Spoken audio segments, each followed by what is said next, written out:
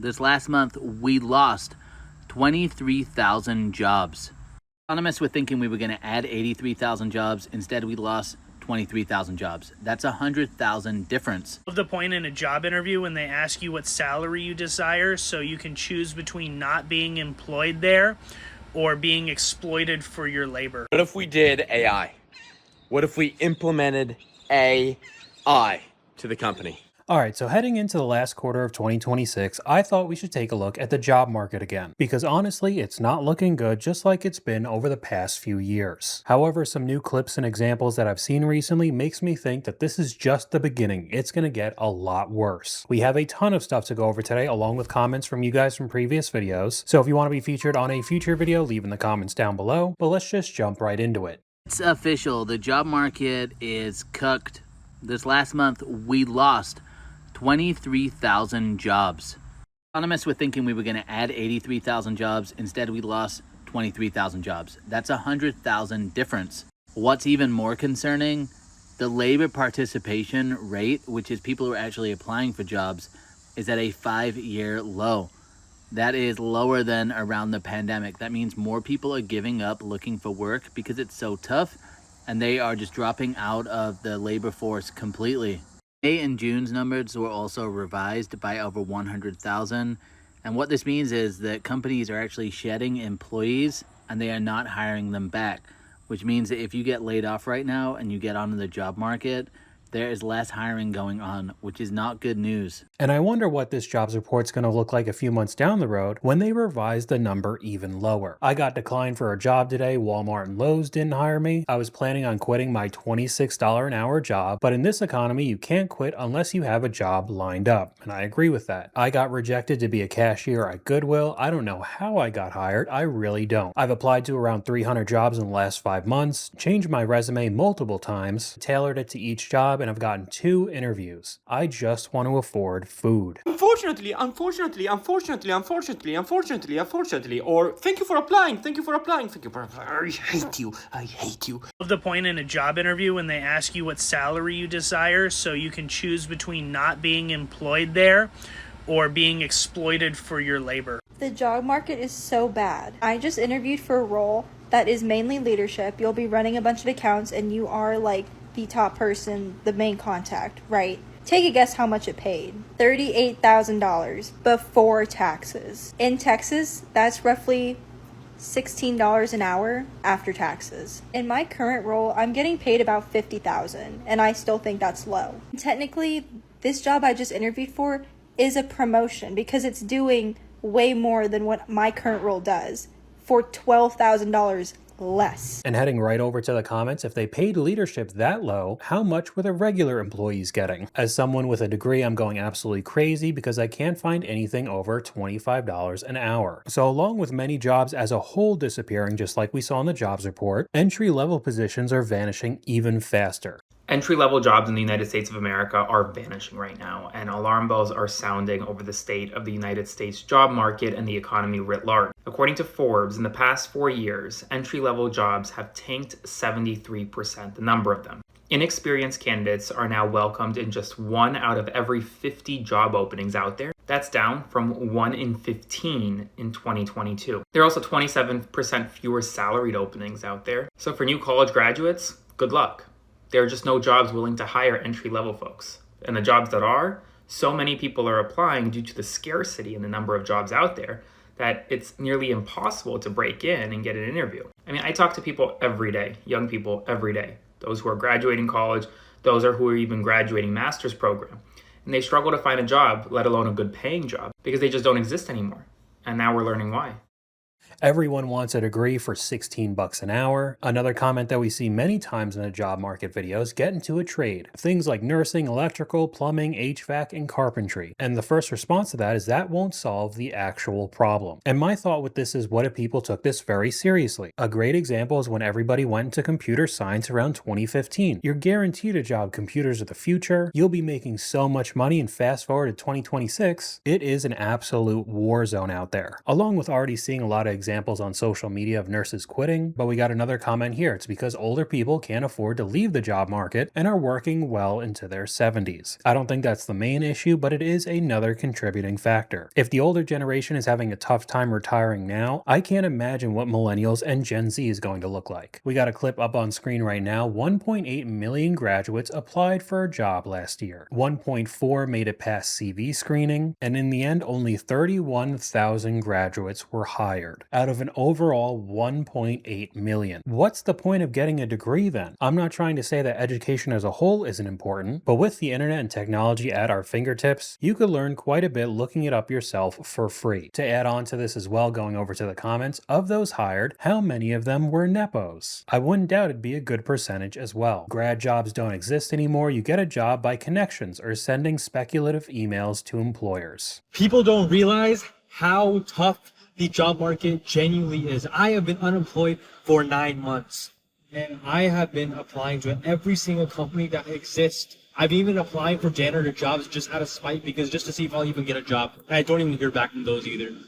Jillian, what the hell is wrong with this? Why did I even get a degree? Why did I even go to school? Why am I existing? I'm 26, almost turning 27, been jobless for a year. I start Domino's tomorrow. At this point, go where you wouldn't usually go. I hate fast food, but money is money. Another person talking about the trades become an electrician. The first reply to that is no one's hiring an apprentice. Everyone gatekeeps. I've also heard a lot of examples of that as well. Get on Uber and start making money. Not everyone needs to be in a corporate or medical. Big city drivers make $1,500 plus a week with a 40-hour shift. Okay, we've talked about the gig economy a few times before. You have to be in a very densely populated area like a big city, but then also have a completely paid off older car, because you are going to absolutely destroy that thing. Adding gas on top of that, and then more competition. You have people joining every single day as a side hustle. That means less money for you. I personally just don't think it's a long-term career. If you're doing it for a little bit extra money, I think that's fine, but we got another one here. The whole point of having a job is eventually not to have one, so relax and enjoy it. The comment section is very odd in this clip. Another reply says, what's relaxing about having no money and potentially becoming homeless? Makes a good point. We got a comment from you guys. 6 years emergency savings is the new 6 months emergency savings. I know that's pretty extreme, but you guys knew what he was trying to say. It's been taking longer and longer just to land a single job. And let's say you do finally land one and it's a work from home job, something that's becoming increasingly more rare as time goes on. There's always someone out there somewhere trying to see if they could take a little bit more money from you. Working from home has its perks. No commute, no office, but you are using utilities in your home when you are working. And that has caught the attention of landlords, and one in the East Bay is charging accordingly.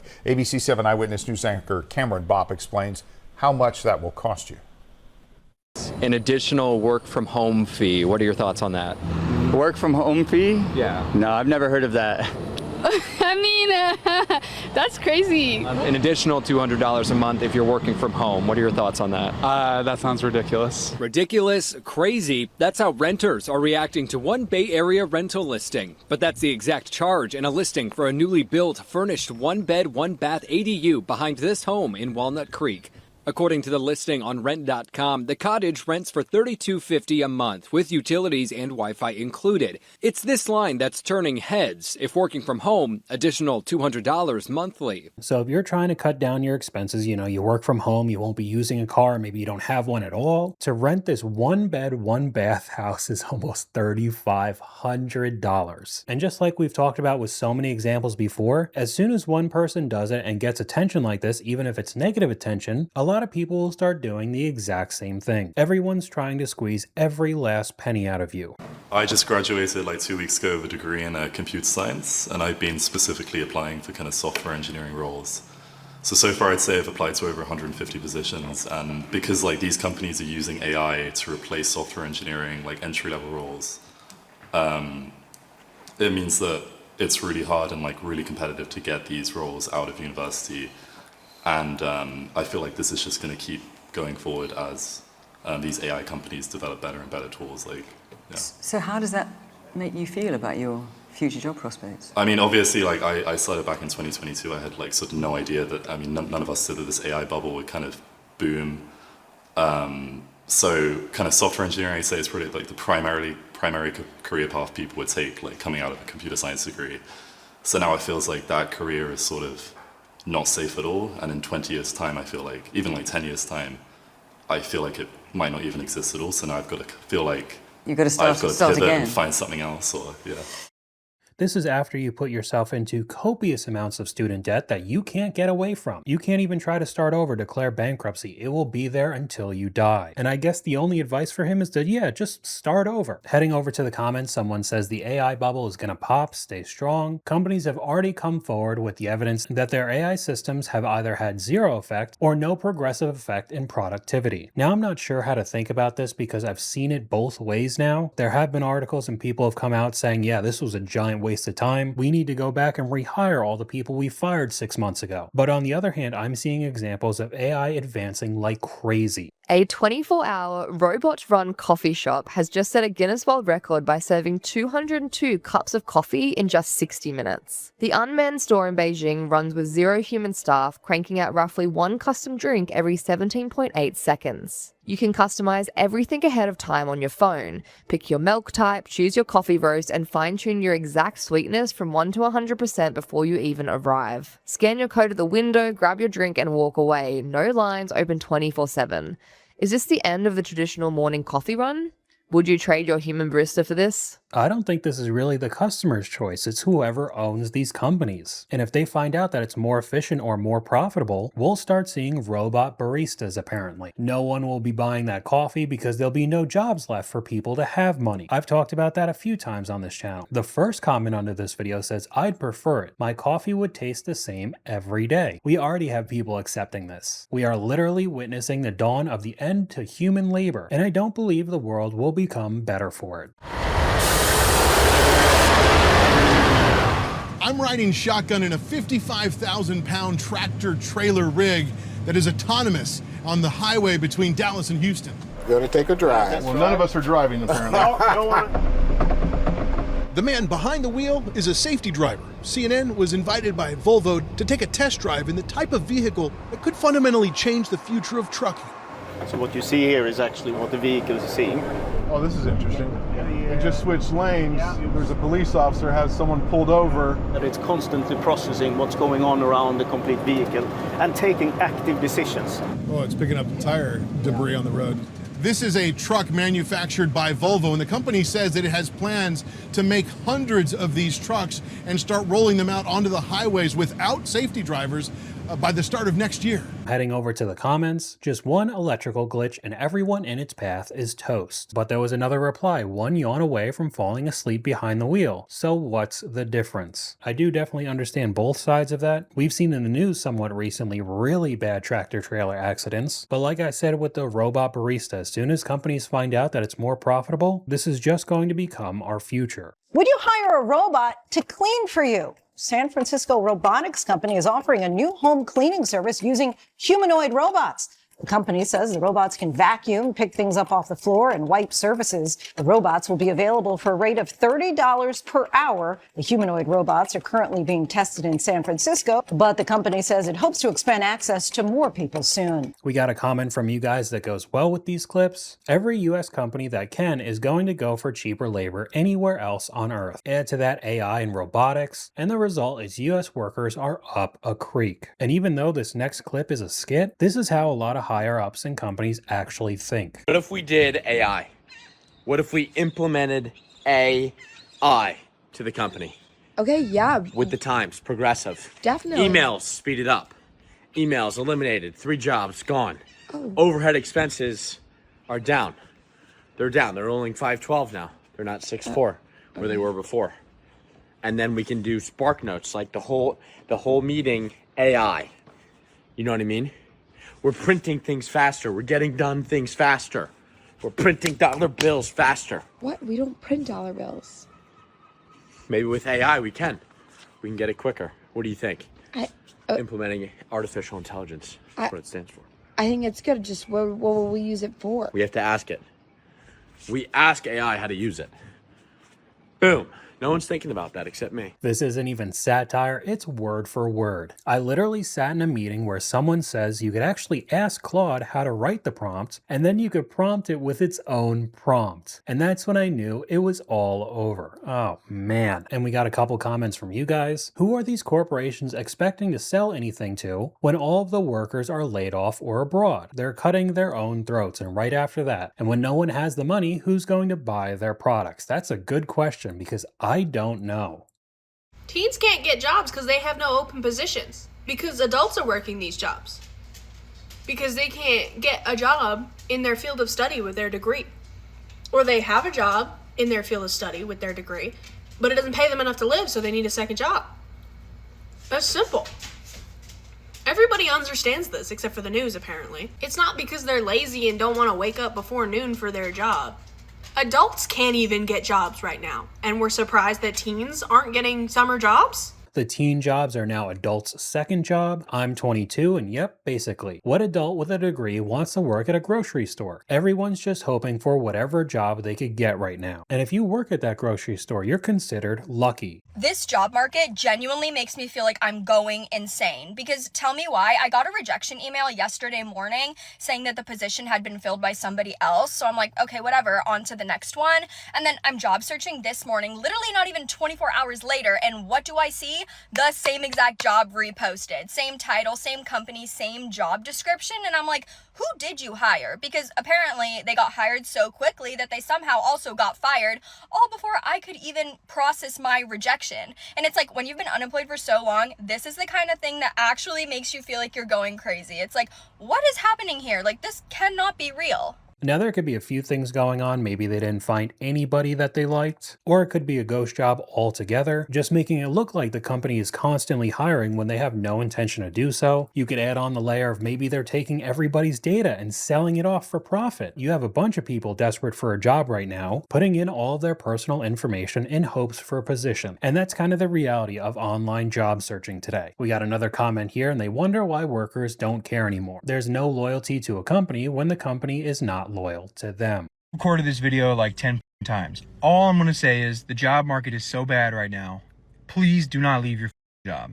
I'm not a cloud engineer, but I'm just using this as an example. My friend who is a cloud engineer, they opened up a position. Within an hour, there were like 10,000 applications, and they were all perfect. There's just nothing. There's nothing here. I don't have useless degrees. Like, I have good degrees. I learned a lot of stuff in college.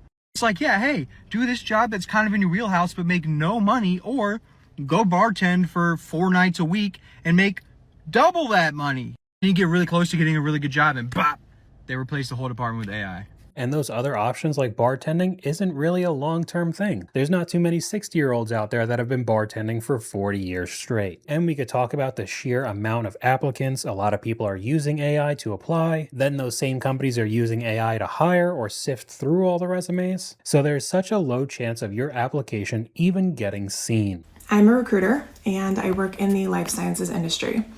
I posted a position yesterday on LinkedIn for a data scientist role. The role's remote. It filters out anyone that doesn't live in the US, has knockout questions for people just to make sure that they meet the qualifications for the role.